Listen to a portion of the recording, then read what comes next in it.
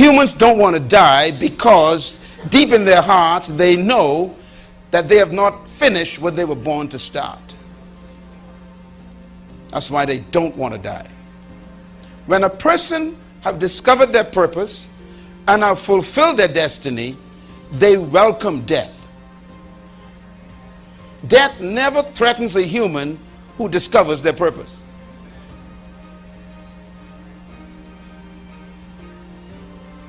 The Apostle Paul, for example, was not afraid to die. As a matter of fact, the Apostle Paul died willfully. He decided to die. Let me quote him. I quote, "I have finished my course. I have kept the faith. I have been poured out like a drink offering. And there's nothing left for me to do. I am now ready to be offered." Wow.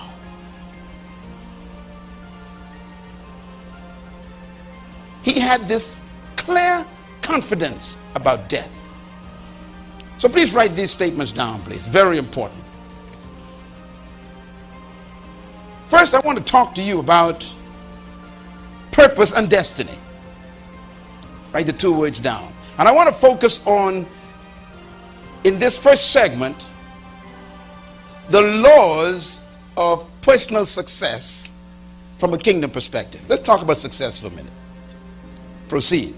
Now, success is something that every human wants. Everybody wants to succeed. But for you to succeed in life, there are 5 questions you must answer. And every human being on earth is trying to answer these questions right now, including the person sitting in your chair right now. These 5 questions control the human race. These 5 questions motivate everything you do. These 5 questions are so powerful that they create everything in this planet that humans do. These 5 questions are the source of all of your problems. They are the source of all the crime in your city. They are the source of all of your broken homes and divorce. They are the source of all corruption. These 5 questions are the source of every problem a human faces, is in these 5 questions. In other words, our attempt to find the answer to these 5 questions is the cause of all of our behavior. As a matter of fact, you came here tonight and you're watching this program live around the world because of these 5 questions. I have reduced all of human life to 5 questions. Write them down. Number 1, who am I? It's a tough question to answer. Most people have never asked nor answered that question because it's a frightening question. The average human never answers that question. Who am I? The second question that you must answer to become successful in life is, where am I from? Where am I from? Again, 99% of the world's population never answers that question. That question has nothing to do with your ethnicity. Where am I from? The third question every human must answer to become successful on this planet is, why am I here?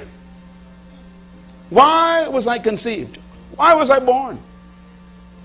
And I am certain that most of you sitting here in this room still have not answered that question. Why am I here on this planet? The fourth question every human must answer to be successful is, what can I do? What can I do? That question has to do with, what am I capable of? Again, over 90% of the world's population haven't answered that question. And the last question every human is grappling with is the question, where am I going? Where am I going? It is the question of destiny. Where am I going? I am afraid that too many times we have put so much focus on teaching you to be good seed that we haven't taught you the power of good soil. And so when we come to soil issues, the seed ignores the soil. We flick the channel. That has nothing to do with me. We close our eyes because we have been taught to be good seed, but we have not been taught to pay attention to soil. And yet the Bible is clear. Jesus says the sower went forth sowing seed. And some fell by the wayside. Some fell amongst rocks, some fell amongst thorns. The whole text is about environment. Look at you and look at your environment. Have you been positioned to flourish? Positioning has a lot to do with flourishing. To be in an environment, in a family that supports you. My sister and I were talking the other day. I was telling her what an amazing person she is, that all of our lives together and all the things that God did in my life, not once in all of the years that I've known her, and she was there when Mama had me, have I ever known her to be jealous of me. Not once, not ever. She has always been my cheerleader and my greatest fan. And she said, how can I be jealous of you? You're my brother. I said, a lot of people have siblings that hate them, that are jealous of them, that hope they choke. And some of my development has to be that God planted me in an environment of people that supported me. My brother, my sister, my mother, my father, they all supported me. You can have good seed, but if you've been in bad soil, people who hated you, environments that denied you, education that underserved you, communities that limited you, mentalities that poisoned you. Oh, do you hear what I'm saying?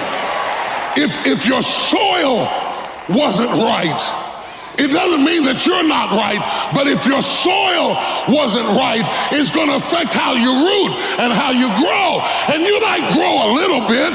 The Bible says you can grow for a while, but then the thorns will choke you out, or the rocks will not have enough soil for your roots to grow. Are you blaming God for something you ought to be blaming the soil for? You cannot take a peach seed and plant it in a teaspoon of dirt and expect it to grow. Though the teaspoon of the dirt is the same size as the peach seed, it will not grow. The seed will only grow when it is planted in something bigger than itself. And I want to know, where are you planted this morning? Are you planted in something bigger than you? Or have you always been planted in teacups, surrounded by little dirt, little resources, small-minded people, narrow, limited places that never let you stretch to reach your capacity? Sometimes you gotta go where the corn is. Here's the big challenge of life. You can have more than you've got because you can become more than you are. And of course, the other side of the coin reads, unless you change how you are, you'll always have what you got. I have found in my experience that income does not far exceed personal development. Now, sometimes income takes a lucky jump, but sure enough, unless you grow out where it is, it'll usually come back where you are. Life has strange ways. If somebody hands you $1 million, best you become a millionaire quickly, so you get to keep the money. Otherwise, sure enough, it'll disappear. Success is something you attract, not something you pursue. Success is looking for a good place to stay. So instead of going after it, you work on yourself. Personal development. See, the major question to ask on the job is not what are you getting. The major question to ask on the job is what are you becoming? Now here's the first lesson of economics. Everybody should learn it from the time they're old enough to understand what a dollar means, how to earn one, how to get one, how to keep one, what to do with it. First lesson of economics. We primarily get paid for value. Bringing value to the marketplace, that's how you get paid. You don't get paid for the time. I know it takes time to bring value to the marketplace, but you get paid for the value, not the time. It's possible to do much better at the marketplace if you go to work primarily on yourself. Learning to work primarily on yourself. People have asked me for the last 24 years, how do you develop an above average income? And the answer is, become an above average person. Learn to work harder on yourself than you do on your job. For things to change for you, you've got to change. Otherwise, it isn't going to change. You must learn to handle difficulty. It comes right after opportunity. You must learn to handle recessions. They always follow progressions. You can get stronger, you can get wiser, and you can get better. The winters won't change, but you can. And that's how life changes for you. Don't wish it was easier. Wish you were better. Take full responsibility for what happens to you. It's one of the highest forms of human maturity, accepting full responsibility. It's not what happens that determines the quality or the quantity of your life. And the reason is because what happens to about everybody. No different. The sun went down on all of us last night. And I found out that the same things can happen to two different people. One gets rich and one stays poor. Why is that? So that's a key phrase. It's not what happens, it's what you do. Starting tomorrow, what are you going to do that'll make a change in your life's direction? Good question. What are you going to do starting tomorrow that'll make a difference? Now see, if you don't do something starting tomorrow that'll make a difference, guess what? It's gonna be the same. And see, that way you can guess what the next 5 years are going to be like. Look at the last 5. Because the next 5 are going to be like the last 5 unless you, major key, tomorrow, change it all. Or change a little, or change something, or don't change. It's choice time. You can do whatever you want. But it's nice to know any day you wish you can change your whole life.